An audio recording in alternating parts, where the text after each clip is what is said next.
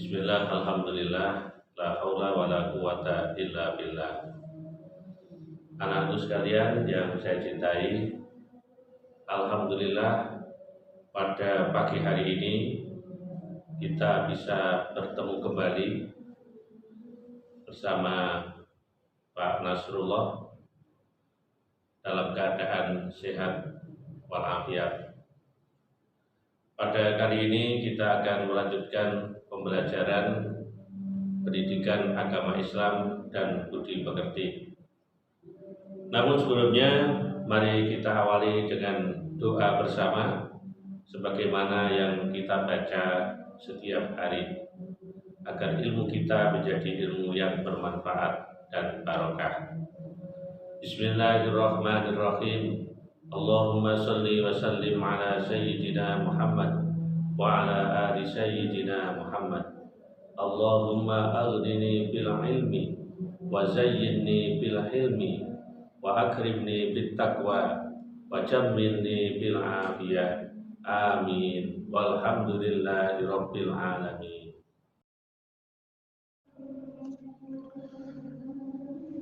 Pada pembahasan pelajaran pendidikan agama Islam dan budi pekerti kali ini, pokok pembahasannya adalah Islam memberikan kemudahan kepada umatnya melalui syariat sholat jamak dan qashar.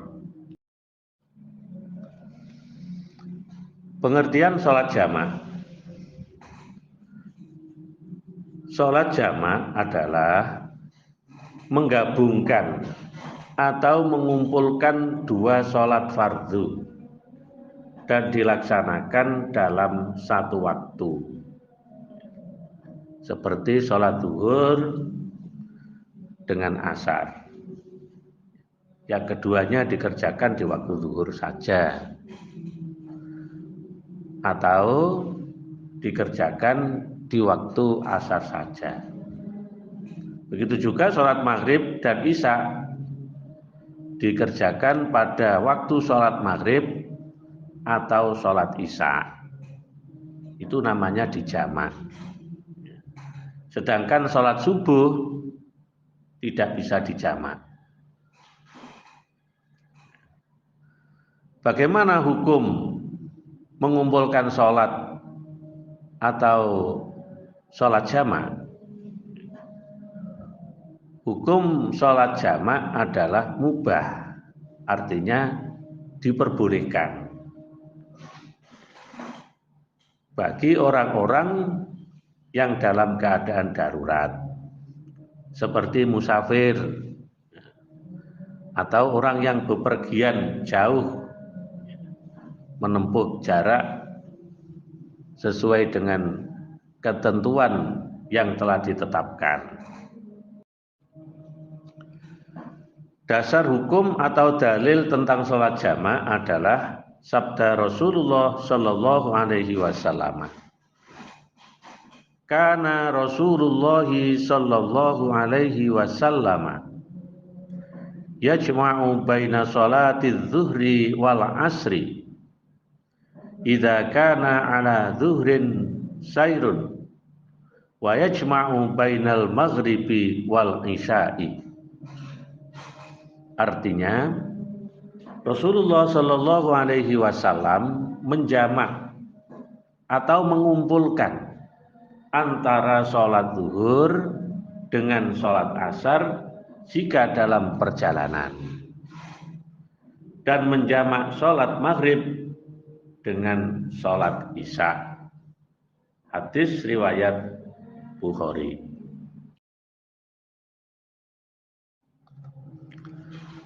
Syarat sah sholat jamak. 1. Dalam perjalanan jauh yang jarak tempuhnya kurang lebih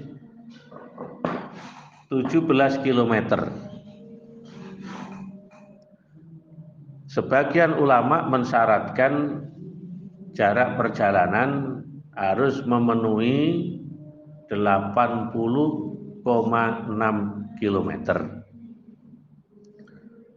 Syarat yang kedua, perjalanan itu tidak bertujuan maksiat, namun bertujuan baik, seperti silaturahim, berdagang, rekreasi, dan lain-lain sebagainya.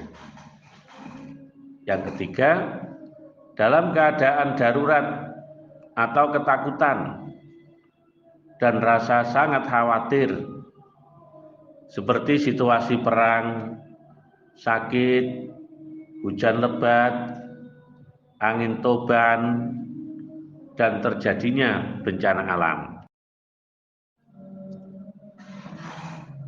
Macam-macam sholat jamak. Sholat jamak ada dua macam. Yang pertama adalah jamak takdim,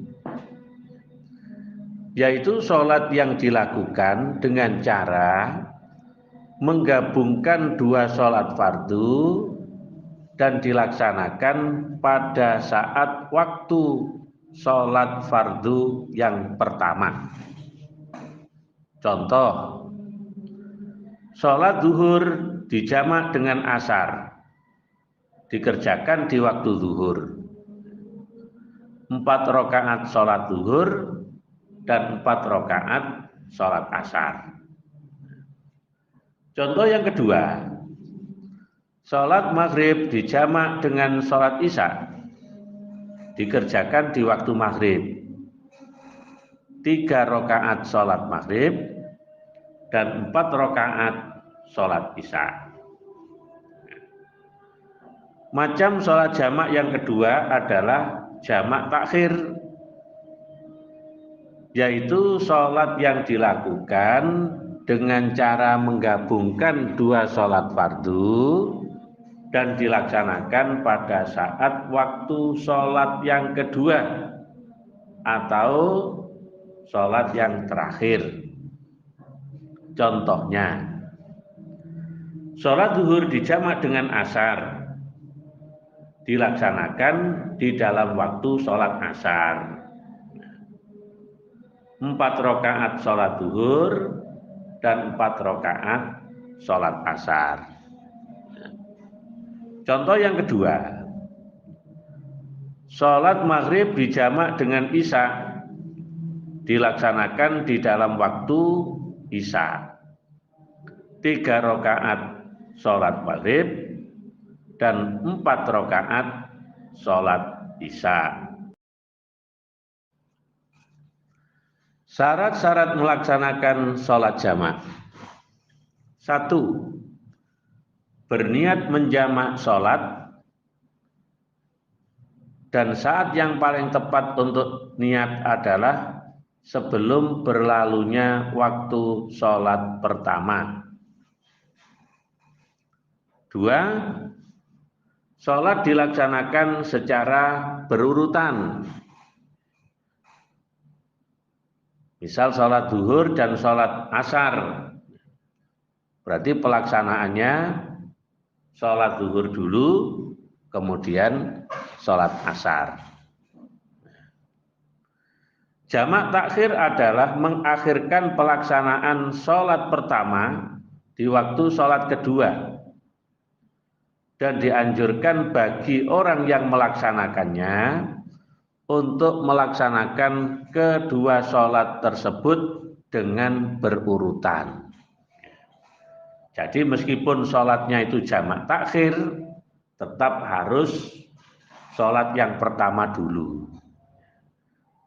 Sholat zuhur dan asar di jamak takhir, berarti pelaksanaannya sholat zuhur dulu, kemudian sholat asar. Syarat yang ketiga, di antara dua sholat tidak diselingi sesuatu, yaitu tidak ada selang waktu atau jeda yang lama di antara kedua sholat itu. Misalnya untuk ngobrol, untuk makan dulu, atau yang lainnya. Nomor 4, syarat sholat jamak tetap dalam keadaan bersafar atau perjalanan saat mengawali sholat pertama hingga selesai darinya dan mengawali sholat yang kedua. Syarat yang nomor 5, tidak boleh bermakmum kepada orang yang menetap atau mukim. Syarat yang ke-6, perjalanan itu dilaksanakan bukan untuk maksiat. Dan syarat yang terakhir, harus mengetahui bahwa ia boleh menjamak sholat.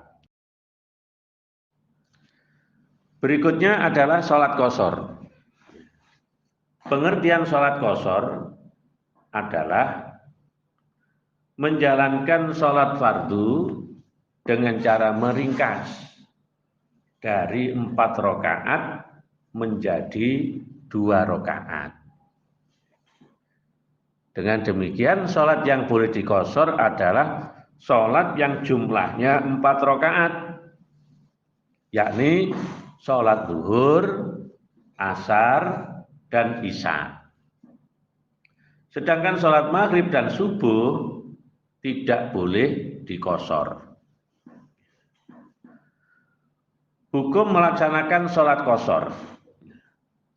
Hukum mengerjakan sholat qashar adalah mubah atau diperbolehkan bagi orang-orang yang memenuhi persyaratan. Adapun dalil yang memperbolehkan sholat qashar adalah firman Allah surat An-Nisa ayat 101. A'udzu billahi minasyaitonir rajim. Wa idza darabtum fil ardi falaisa 'alaikum junahun an taksuru minas shalah in khiftum ayyaftinakumul ladina kafaru innal kafirina kanu lakum aduwwam mubina. Artinya, dan apabila kamu bepergian di muka bumi, maka tidaklah berdosa kamu mengqashar sholat jika kamu takut diserang orang-orang kafir. Sesungguhnya orang kafir itu adalah musuh bagi kamu yang jelas. Syarat sah sholat qashar. Sholat qashar akan menjadi sah jika memenuhi beberapa persyaratan. Yang pertama, perjalanan itu bertujuan baik, tidak untuk maksiat. Kedua, perjalanan dengan jarak jauh kurang lebih 80,6 km. Tiga, dalam keadaan darurat atau ketakutan atau situasi perang atau karena sakit, hujan lebat, angin topan, dan bencana alam. Syarat yang keempat, harus diniatkan qashar sholat di dalam hati. Syarat yang kelima, sholat yang diqashar itu harus sholat yang tunai atau sholat ada, bukan sholat qadha, dan jumlahnya 4 rakaat. Syarat yang keenam, tidak boleh bermakmum kepada orang yang menetap atau orang yang mukim. Syarat yang terakhir, harus berniat sholat qashar ketika takbiratul ihram.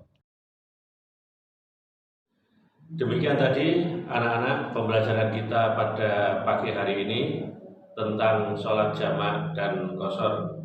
Mudah-mudahan ilmu yang kita pelajari menjadi ilmu yang bermanfaat, barokah dunia dan akhirat.